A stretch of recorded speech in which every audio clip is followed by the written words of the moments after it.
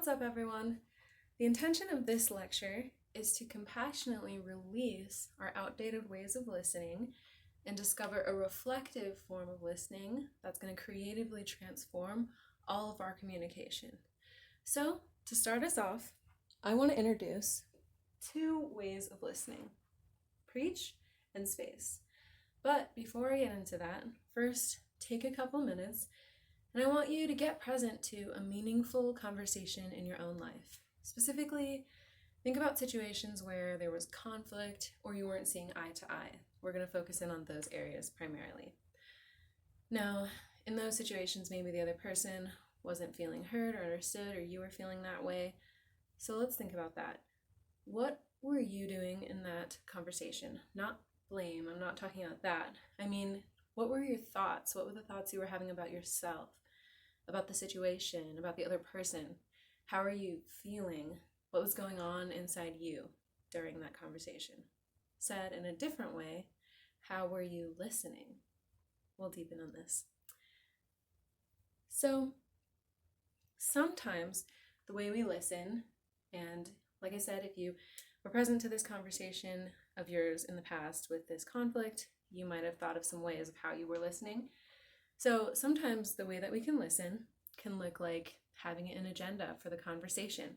So how can I serve myself? What outcome do I want for this conversation?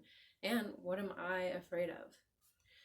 We might apply our beliefs or experiences to the conversation and then declare that reality as truth. We might go into the conversation fixing, like, how can I improve this person? What's the solution to this person? We might heal them or want to advise them, like looking to save them or make them feel better, even going in with labels. We could even be identifying with the content of the conversation. So like applying our own emotional experience to what they're going through, relating and orienting the conversation toward our experience with the subject, kind of turning the conversation to be directed towards me, taking the things that they're saying personally, over identifying with what they're saying, and then injecting myself and my emotional experience or my personal views and opinions into the conversation. So everything I just talked about, that sounds pretty normal for conversations, right? I mean, these are things we all do. They're pretty well-developed habits that we've adopted just and established as normal. So, well, like I said, I'm going to introduce these two models of listening and briefly define and touch on each of the items so that you can move on through the week with this context in mind. All right. So first, I want to talk about preach. Now, this you can think about is the old way we're used to listening to each other, or not really listening, which we'll find out. So, let me break this down. All right. So, preach is made up of these elements. Each letter stands for one of these elements. So, we have projection, reaction, evaluation, analysis, criticism, and history. I'll touch on each of these items, and throughout this course, we're actually going to have the chance to deepen on a few of them as well. So first, let's talk about projection. This is a very broad concept and actually includes all of the elements of preach, and I'm not going to have time to dive into all of that today. For the sake of this video, I want to keep it nice and sweet and short. So let's just keep it in the confines of having a conversation. So Anthony DeMello, who is the author of this book called Awareness, which is a great resource for you throughout this course, I highly recommend picking up a copy. He writes, "You see persons and things not as they are, but as you are." So think about that for a second. We see persons and things not as they are, but as you are. So I think that's pretty potent. The way I would describe projection is kind of using the example of a movie screen. So you can imagine a screen in front of you, and you, as the projector, your past experiences, your own pains, basically these parts of yourself that you're injecting in the conversation, that's like the movie being projected onto the screen. So think about that. I'm seeing events not as they are, but as I am. The movie content is coming from the projector in the sense of this conversation. Okay, so moving right along, and like I said, we'll deepen on these as we go. So if you're kind of tripped up, you can certainly read about it on your own. You can research. There's plenty of people who are in this conversation about these different elements. Please research. But otherwise, moving on. Let's talk about reacting. We all probably have an idea of what reaction is. That's going to be that instant response to the stimuli. So someone says something and it's that immediate reaction, that immediate response that comes up. Basically, we're going to meet the content that's presented to us with our own emotions about it. Okay, moving on. Now let's talk about evaluation. This one we'll definitely deepen on because I think it's a very valuable thing to get. So that might look like going into the conversation like, I know how this is gonna go, or labeling things like good or bad, or making a value judgment. And that's also defined by an author named Marshall Rosenberg. I actually have a video of him on this course as well. He's going to talk about this, but he defines it as any language that's being used to describe something beyond objectively naming facts. So when we're going to, again, instead of saying, here's something that happened, we're applying a value judgment to it. This thing that happened is good or bad, for example, which we'll deepen on. Analysis. Analysis is going to be that thing that comes online that wants to figure out all the whats and the hows and the whys. Why is this happening? What can be done about it? How can I figure this out? So that's going to be analysis. We're basically assessing how or why someone is saying and doing something.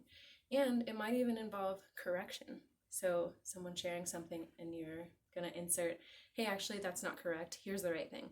Like trying to correct their experience or whatever they're sharing with you, correct their own beliefs and experiences. And that's obviously going to be putting like a guard down. And we're going to talk about this more. Then next, we'll talk about criticism. This exists both in how we listen to someone and how we respond to them.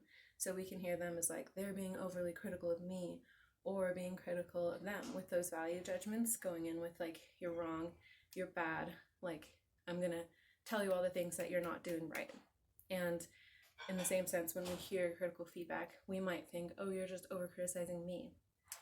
Finally, history. I talk about this. History is like the past. So I'd say history shows up in conversation when we're bringing the past into the present. And we might harbor resentment or hurt feelings. We might have unacknowledged pain.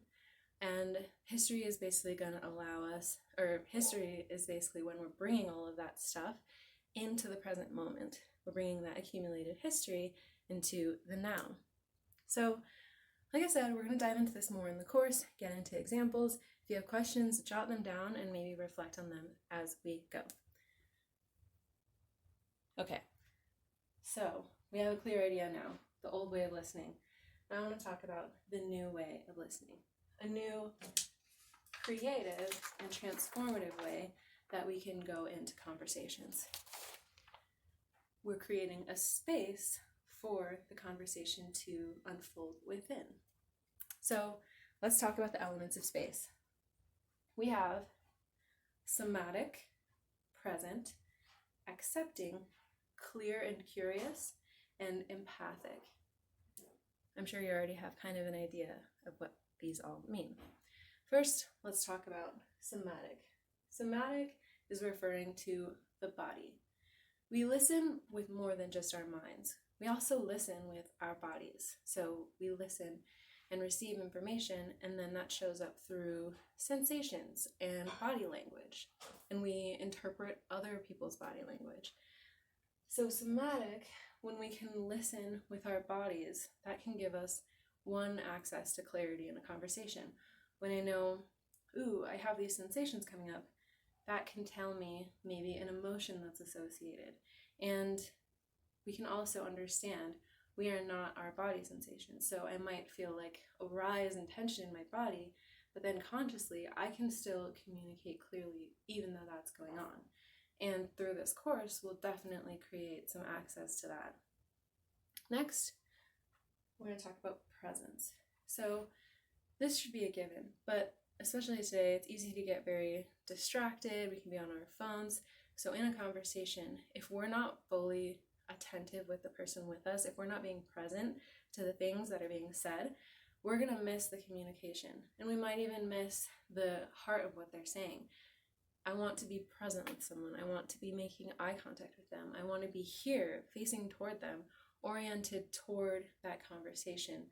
That's going to allow space for them to know that I'm here and listening, and allow more possibility to be present in that way.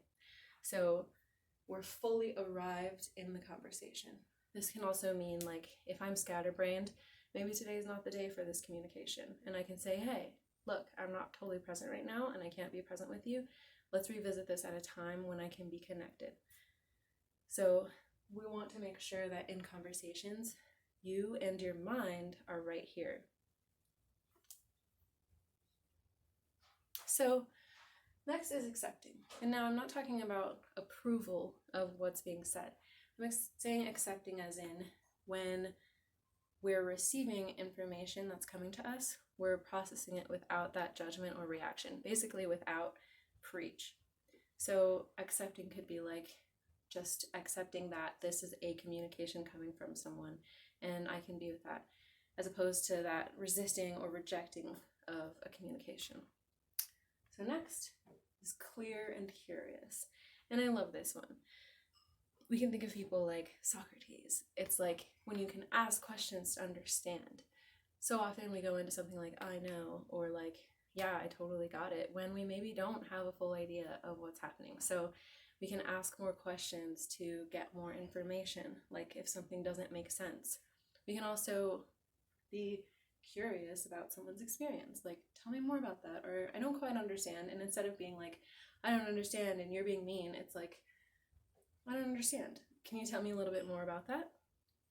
So another way too that you can get clear is saying, you said this, what do you mean? Or you did this, are you upset with me? And asking a question into it instead of assuming that you know allows the other person to clarify, because it could be the case that like, you are raising your voice right now, are you upset with me? And they'll say, oh my gosh, no, I'm just so stressed and overworked this week and I feel really activated right now.